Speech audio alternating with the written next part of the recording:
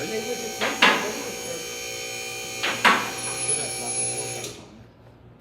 Notice how it's got a whole bunch of dings in the same spot? Yeah, she's parked someplace. Why is that? She's parking somewhere and people are thinking of it.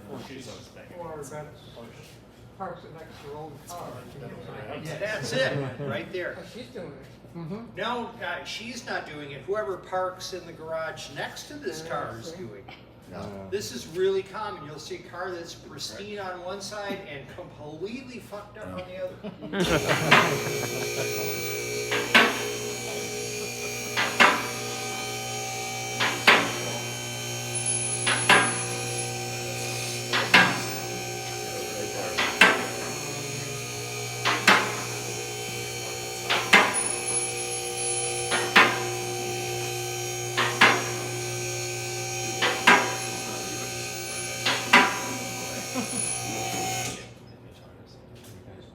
Install them, it's not working, so we have to diagnose that. Yes. Now, if you look at this, you can pick up a couple of things. Number one, these strut rods, the bushings, appear to be fairly new. How can you tell? They're not broken and cracked. That's right, and the plating on this is still fairly fresh. This is pretty new too. Yeah, that's new as well. All these bushings. One of the first things you do when you're looking under a car like this is you look at the condition of the bushings.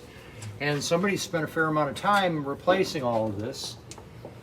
The upper ball joint is split up here. The boot. Yeah, this one's bad too. Yes. Ooh. The wand of magic. There we go. Now we can see some stuff. Oh, yeah. All right, so this is new. It's even some funky brand. Sorry about that. Wait, what brand is that? All Pro? Never heard of it. I know. That's why I don't want I ain't never heard of it either. China.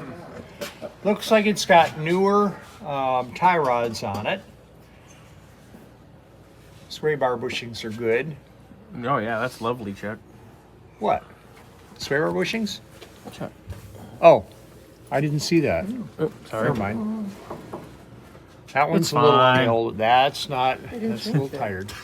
Now, the motor mounts haven't been replaced. You can see the engine. This has all A lot been. of maintenance on Yeah. Well, this car was maintained. this. This is new. Yeah, that's the fuel pump. That's your fuel pump. Now, and you have to, when you buy a fuel pump these days, mechanical fuel pump, the very first thing you want to do is ensure that it is for fuel with ethanol. Because it has the same problem that little bugger up topside did on the carburetor. They will fail. That Buick Riviera, I just had changed fuel pump on it. Wouldn't start. So that's the thing. Now these lines have not been replaced. They're the original lines. That's kind of terrifying. Hey, why would you do that? Replace everything around it. You'd have to ask the mechanic. Maybe they This couldn't is get 'em. this is what we encounter daily. Really? Yes. And the transmission has not had, it's been opened, and the reason you can tell it's been opened is that the bolts are nice and clean, but the rest of it isn't. So she's been opened, probably serviced. Probably serviced. Well, maybe Is this the change gas? it. All this drip? Is the No. gas? Okay, that's a good question. If you look here carefully, you'll notice on these bolts, you've got red fluid. See this red fluid? That's transmission fluid. So the transmission is seeping some fluid. It's also seeping from the tail shaft here. See that? Yeah. So that's trans fluid. Is that an issue? It's not uncommon for cars of this vintage to mark their territory. They're just not sealed the same way.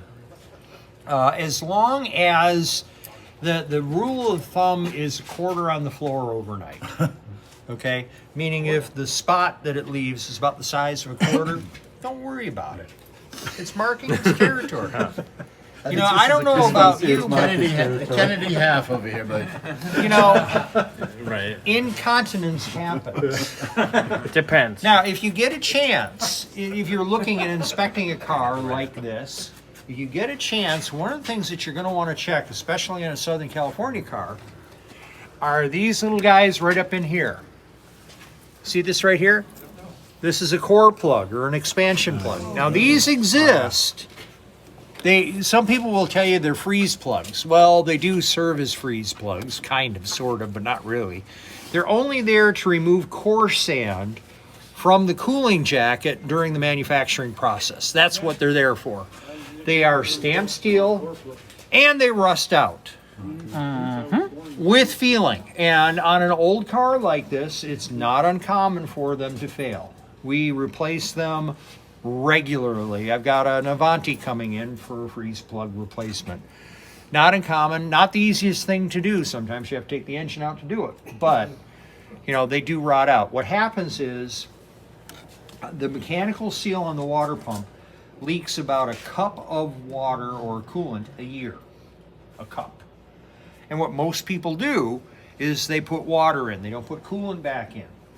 And so now you're introducing fresh water, which is aggressive, to your cooling system, and it causes it to rust. And over time, those fail.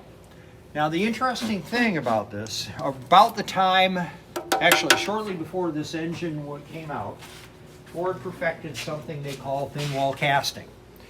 The reason these engines, these little 289s, were super popular with hot rodders is they breathed fairly, they had good breathing characteristics, so they could make horsepower with them.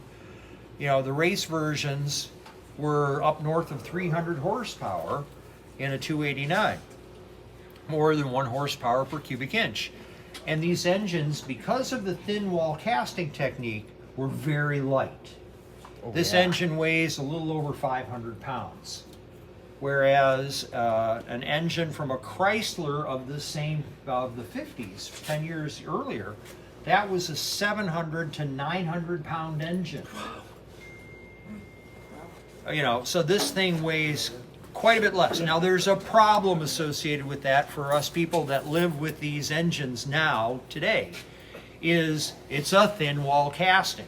If it hasn't been treated properly, that corrosion affects the cast iron as well.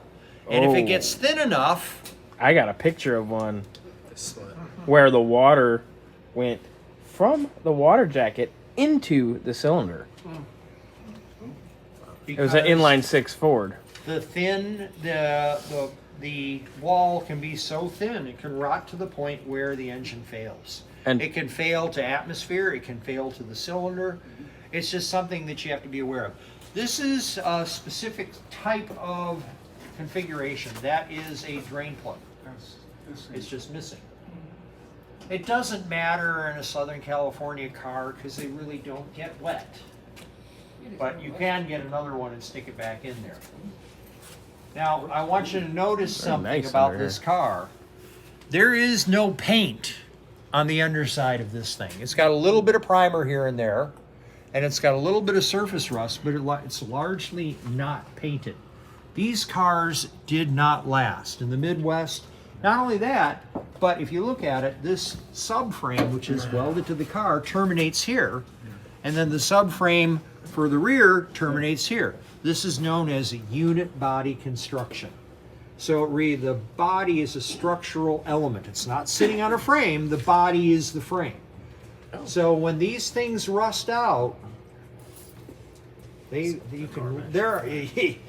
possible to break one in half when they're really rusty.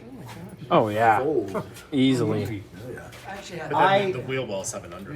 Brand new, they drive like a wet noodle. Yes, yeah, they do that.